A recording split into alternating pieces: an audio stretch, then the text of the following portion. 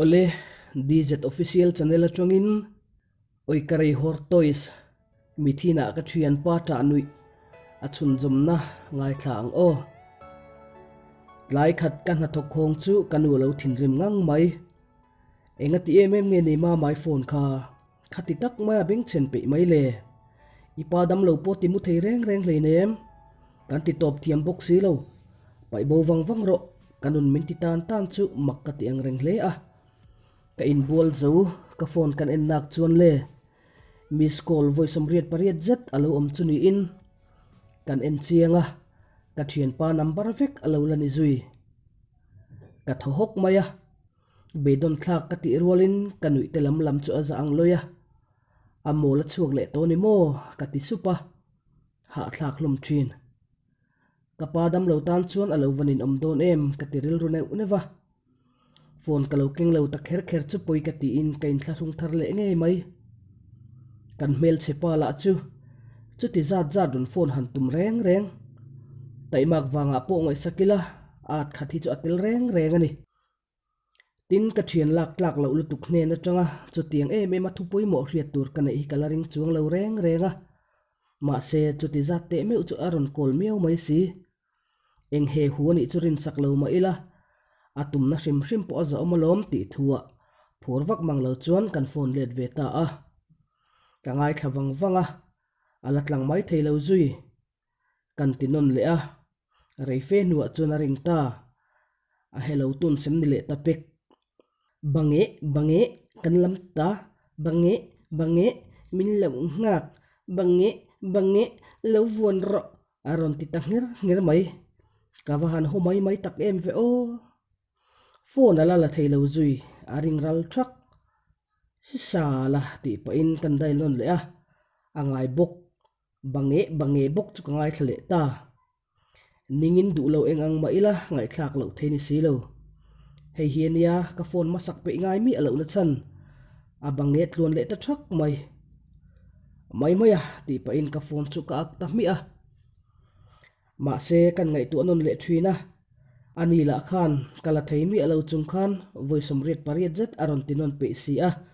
tiril ru chungin ka phone book chu ka phor le ta nge a phulo zet chun kan dai le a bange bak hriat tur omlo a bange ral le ta thak mai ka thin rim chu ka in sok to mai ni phone ni don kha don mai nen chuan o ti pa in ka phone jok chu ka met taw soka do theina zong som khomin kan dai non le a bange le ta ka thin ur le ngai thaning lutuk chuan karun lui ta lo mo le war em mai le mong soi boy chuan kan bange pui tamai ni kha thin rim ti tau run lui na wang chuan kalam chu ni tamai ati rol zel chuan ati aya war fe zel hian kalauti pui ta tak mai ni kha mak ti lutuk le ka hau mai ka nu in milo en reng ti kan mu chuan ka ding dil chiang nge mai yes phone ala ta atong mi lo nge ka hre thelo jok o hello kan ti waka phone chu ari chura reilo te are le muka aron rile tru hello ka ti miala atong eng ma hre thei hek lovi of le mai ka tum lai tak chuam hello po ron ti khomoi chuang mi alo le ring zet mai hian mela I thi mia nang ma wain ka phone battery lo vek to aron ti treng ta chuai mai keila lo thin rim ve sa to kalo ni boka eng kho soi set lo chuan bange mail troi mong ui ka thi mai lo kan ti let ve ngeng maya chutia kan vin ve ta khrepa chuan aron nem ta deu phur faran mai hian hey facebooks kan ei ve to ni o enga facebooks mole kan ei ve to ka ti chu yoi lo mi facebook ni lo facebooks moi nei khoi mi ngei ne ya kan ti ve ringota ka lei na mo sai du lew facebook sa ka humi lo chen ni o I facebook si on lo mi ala ron ti ta deu mai ka tho haka one ka online char lom kan ti le a ani chuan ani mo I offline ani chu ka tia ka mu si lo che a ei po chuna ka chon ka offline dei lom hoi online offline ka ta chuak ka bei dong lu tuk chu ka thun noka ani la phur na samai si chuan i Facebook sa chuan i offline ti na mi kan ti le a he he phakar tum se o min bum mai mai bik mi alawang te chu la ron ti ta deu deu eng tin nge in da reng renga i Facebook sa chuan kan ti le rama pa to kin mole ati chuan ka khechak le zual sau eng tin mo in da han suite karon etang che ka ti chuan hre deuh mai hian i mo chal din po pa bisiu puak dur tin mole tuma hril mi su o aron ti vei sun suna kanu iza chu kain sum theilo lek lek ani olal pa engwanga he mi hring hi lo siam ve kher kher le o kan ti sup maya kalu te chu hai mo in ka hria ka phun ri chu lo hria nge ni eng moi ti i chong ka theilo nia hello da mai roi chong ka theilo aron ti chu la phone ka ofa chu mo voice amriat pariat zet ron phone atum na chan phiang sen chuan he ha ka phone chu ron rile a la ka tum lai tak chuan ama ron lang taluo mai ala nui hui zui le tangal khuwa hi awan war lo te lul tholo ka vuak rep mai ka du ruma nui hei hui su ka lo tiram muk mai a thin rim le taringote hei thil thadeu ka riani o ati po chu ngai sak du to lovin in chunga kalu sandaya min ran zui lu dang nge mai ka beng bula ron kun hnai si ring ang reng fe si chuan zu ka charani o aron ti leng mai ka oi mai lo ve a khoya moi chara ka lo ti let vata yo ilo mo kha sikul tlang nim buk pathum na veng chakami ka tompui na khan mole ka chara lom dot ka sei lo chiang khop mai chaukalama kanu om chuan buata heta local nai te eng a I charni aron ti tamai ani la phur farani na pheinula zu o poisa ni lo i mit masala a ngoro ani lo i englo a min kan the ngi lok chu englo mole i inbox inbox mole ati ta chul maya kanula chuan dil chut le mak ti fe hian eng box si ani enge ni reng renga chu kanu chuan alo ti ha a i englo mole kan mi hringa chu awa phar boita a in soi ok don ngei mai arukin kan hu ya a hre thei si lo hei mei che thil vel da thana ang deuh hi ni mai an ti le mai chu tum lo devin kei ka lo nui phu thota kanun min ron mel ka in sum le rang kher mai kanu chuan a enga po chu ni se thil chha reng nei hlen tur ani ngai lovania mai ka awa puan ti rang ra u nang ni thian dun hian nei hlen te kain lo tum mai nge kanu chuan ati le a teulo enga nge mo nei hlen kan tum ngutang le kan va puan tir nga la nge ti pain ka thian pa chu kanam chuak ngal noka chu ti ani lo chuan in soi ok le don ti ka chiang ani in puan tir lo vai chuan ke man karon puan tir ngei don ania kanu in min ron ti zui chok po chu kan beng khon to lo chiang kher mai man mo takin ka thian pa te in lam chu kan pan ta a thian pa inu kha ka bum moi ve view lo mo nal faran maya inbox si a anti mai phe ka chu inu ma ni se ka star top ti mai chuan kanu chu an lanu izat vele chhonga anin kan thleng pheya eng khosoi set lovin athing rem dong hlok chu an bun le tarup maya enge zon don po ken pui pe lo bathroom atang anu lo chuak chu ehe nu thuami chu zan in boli tu melo kan ti a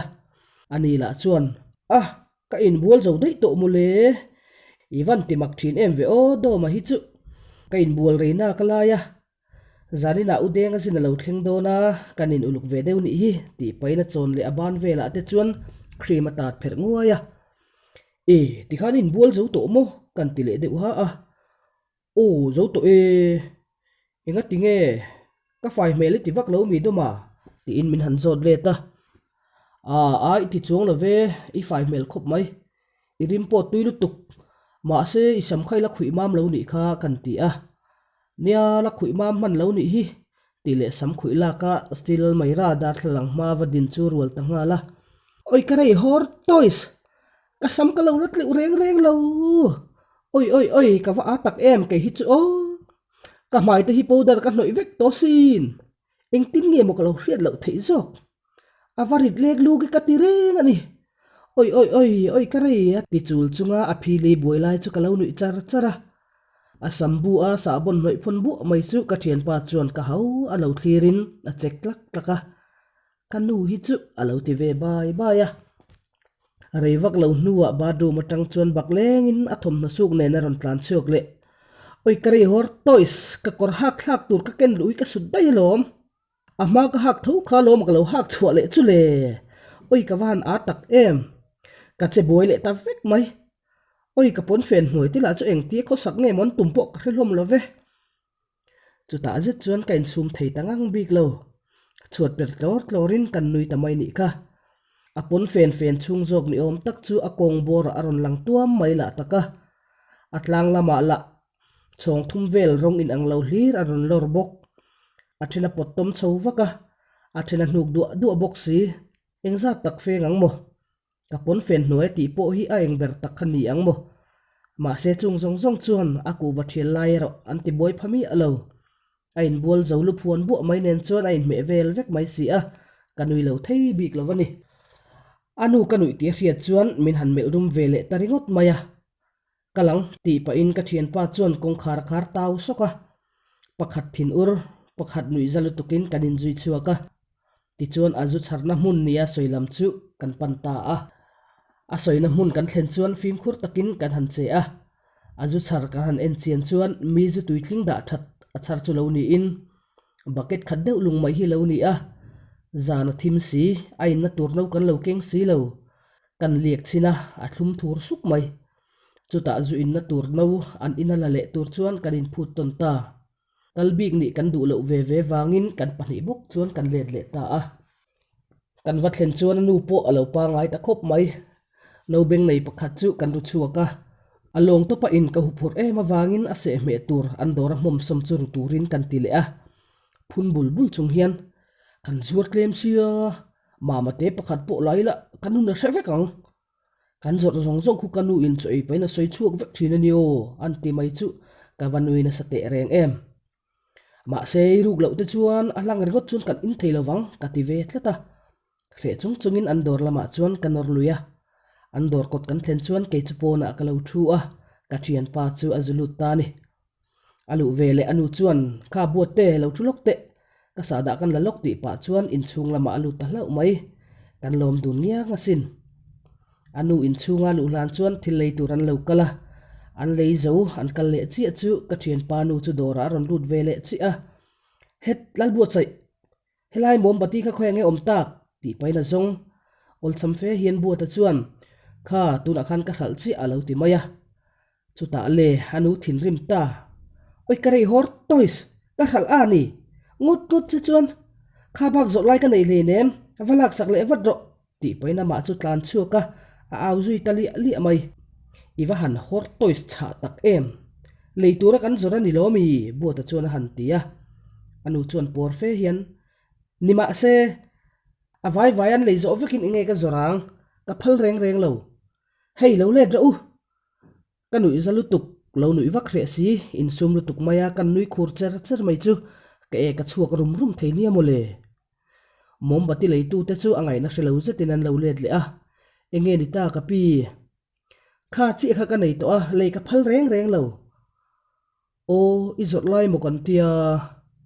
ni te chu ni e mole ma se kha chi kha ka nei to lom kha kher kha chu lei lo mai ra u hei chi te thingpui fe alu te pot ta malom kha kher leitum angai nan hriat lo mel kher mai ma se ka pi mombati hi lom kan mamo hei karen om silowa adang chu lei kan ngai le nem anti po chuan botanu chuna rem ti tlat lo kha chu theilo lom dora tanga bota ron chuak nen chuan engkho soi set lovin kan tlan dun ta vak maya la tok fe kan thlen chuan kan han ding te a kan han nui dun thale tak mai chu ngai thalavin then om khoveng ho pon an ron chuak phok mai nia mole nui to plei thei lovin zu om na chu kan thleng le ta a no khat papin kan suak ta ka hnar hupin kan tlak ngal popa ka thianpa chuan an tlak ve ngal pap boka chu tiang hlir mai chuan kan in chok ta tlawa no sari ve kan in hnu chuan ka puar ta ngei mai e khoi moi se me turon lak chu kalo thing hil dei lom han phor wat te a hlang chuan in har a mai kapur ul to le ngal katia chu vele e ni don take kan nui na salu tuka ke pok lo the hil dei lom ti pa in akor ma om chung chu a zen ri rok roka chu ta le chang thop klon ni aron phor chuak ta lu mai ni chu chang thop klon ni chu mak ti tak mai ka mel run ru na oi har hi ka van ti tak em chang thop kan ti sup maya soi tur po ka hello kan khiang o ti paina tum na sarang chu a se ri sun suna a phur em mai le ngal hei hi kan me ngamo kan ti le ringota kanang klon khat ke klon khat ati phur sur mai he tiang lo de wi a ommi lo mi kan ti thale a u thovi jelebi po oma ma se to se ui oma lom te chu la ti ta deu o kawan be dong thin tak em chu ta le lian mang kheng hian an ke thamok maya a muam ta pung mai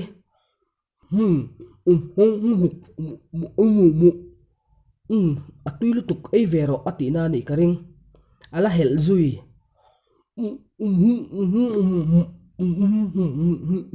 atile kanung chum ro ti ni in ka ria ari sin kan chum sak dot dota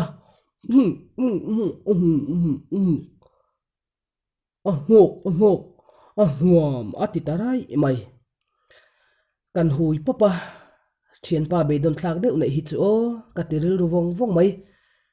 he tiang chang thop em hi chu zu se me ta na ruk du kaloring lo sin mole ama chu kan mel rum ringot thin enga ama ngai si lo atopa chuan le mai taka ani puna me the chon ka thei ve om e mai katiril ru sau sawa kan ke ve ta thunga ni kha awahan in me faran lo ber kher chiang kuang tak em zutui tling le chang thop khera ma se me tur dang om lo na pui chu kan ke ve ta tho mai chuta kan han in su chok le ta tlau tlawa atopa zong kapuar talutuk chu kamuzang thala ka thota le mai reingel kan mutle le nu chuan ikai to em min han ti a ke chuan kan in ma ai khan ka har film zokin ka ria ma se por chu kapuar ngang mai kan ti mai chu anui takia maya chu tiang dar kar khajet kan mut nu chuan in le to ang ti paina thowa kan tran dun le ta ma se in chu har to ul khop mai kan han in tran le chawa kan nau chu kan thanglam kha ma chuan atitlapal ta dai mai do to mayang kan ti a kanin do chok le takia maya buar lu tuk sari vel kanin nu po chuan kala har ru mai si ka be dong to nge mai atlem to boka atop nan kan dod le a bucket monga chuan bol lo dum ron lang le nel thin hi ka zumu a kan lamai dona kaman fu thei der lo le ngal bol lo noi mai ni ringin ka dod zui zel ta thowa ka dod zo chuan thanhim ngai fe hian ka thian pa chuan aron dod vele het hortois ble a uak ta tuar mai enge a kan ti a uak na salutuk chu eng ma soi theilo bucket chung chu a kok vu maya kan en chien le nak chuan le ama ti dan taka sazu patil tol no pai ni om khopalian chu bucket monga chuan alo thi puar lu amai chu ni in ka khai chuaka kan thlanga chingpirinu ram kur vom nan chuan ka mang ta mak mai wok po ka wok boi vel pe to lo khaza kha kan in to tho chiang e mai zui ka pai to mai don mi kan ti la chuan ala phal lo na sa em mai le ngal rui theilo ni hi izu charve hi ka ti a min chang mi alo ngoi reng chuan kan thu zoi ta renga ka thian pa la chu ala wak reng mai si ke la chu ka ngoi mak maya dar kar khat vel kan thu nu chuan ka thian pa chuan hi ka kai tane ni o ini ve em anuam tiro aron ti ta chul mai ke po tlem chuan ka kai ve tan deuh chuan ka ri a ma se ka pumpur tuk chu hreom ka ti em ringot mai ni thian pa athok muang mai niang lungai mi su o kan rui simang te chu la ti ham zui chuta ngoi rengin kan thu zoi ta renga chutia ngoi renga kan thu reng lai chuan i hi le ti dan ka ria aron ti chuak le ta pong mai nge ni a te hlui thina che ka lo ti wata ho in pilu hayang ati ta heu mai enge pilu hai chu ni a ka lo ti wata phur em mai hian o pilu hai mole kha kan no pan lai kan ti thinang khan kan ban pahnia ka in kayanga azola akhin kan vir vak don lom kan rui ma pha vi wang atita ser mai le kanui huka chuta ani chuan engei nuya anui zatlak lo ni o koro ho tiang chuan kan rui vet don alom ti pain ka bana chuan a vuana min tur ta sek mai sana chukan ena zandar som pahnih le achan ve alo pel der to a ka ngai tu zong ringot poin ka zak devani ma se min nor na sa ema ti lo thei ni to bi khek lo le ka thauloka kut pahnih chu in suin tlangwala pumpa pahnih chu tiang zan re to chuan kan han in pilu hai tamai ale avarau puilo thei te lul em mi apon min mu se min nui shimang ma se chu tiang mai ka thianpa chu la don thei to lo ka thianpa la chuan nuam hi anti em mai le nga la ma se alo thaphian aniang chu kan har le meu chuan jing khuwa alo war war to a ka thianpa la chu zong ka thlak ang main alo lam koi nuai mai ala na ring em mai le ngal kan thu chuak lol chu sana kan ena dar sari le chan ve alo ni hu to mai kalar wi netlet lot le ni ti ka hrengal maya ko om dana ka thianpa chu reite khuwa ti har tumin ka beya atopa chuan aron har ve thei ta ram engei lei min ran ti chuak hau mai ke chuan eng chu mo kalo ti a kan bazar lo mi ke chu ka lei trewasin ala ron ti ta deu pe lo tok chuan kanui phu huk huka zuni chem kan ti le a ain dap thut thuta pa zun lai ka va hrelo ve ati tamai meng pe mang si lo chuan kalo nui char thunga reingel men po meng tha pe lo chuan kan ti a chutia kan ti lai chuan muang fan raya mithi da rival valri kan theta tat mai wai wala te che tangai te tlat mai ti le tho kan ruala tunge moni don le kan kom thlang pa kan ni hlau se o ati tanu anu mai le tamai mai thina che enga ngot mo kan ti la chuan ai zo la chung ten nei mel thalhom rap mo le ati du le ka kan la rui dun si kalpo kan kalngil tha theilo chu ni si ale tu tak chu ni ang momi thi chu kan ti chho bai ya kong puya chon kan pai chho khata ma se kan rin ai main mithi in chu kan thleng tamai le han kalpel ngot thu si lo mi la an lo tam to na samai si an kot zon kan thleng kan toya chuta le lutang ka tra chuak lat ati tamai achi lo ka ti po chu a hrem han to lowang akal tanul maya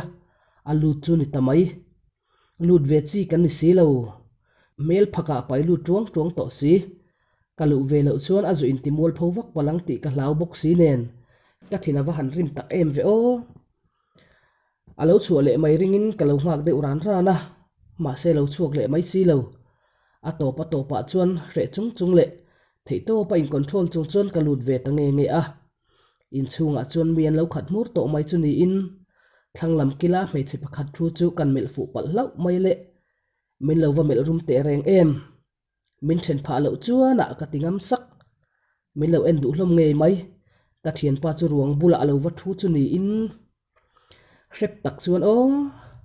hosan dai tur nge midang hroi chu tir tur ti ka ngai tu na samai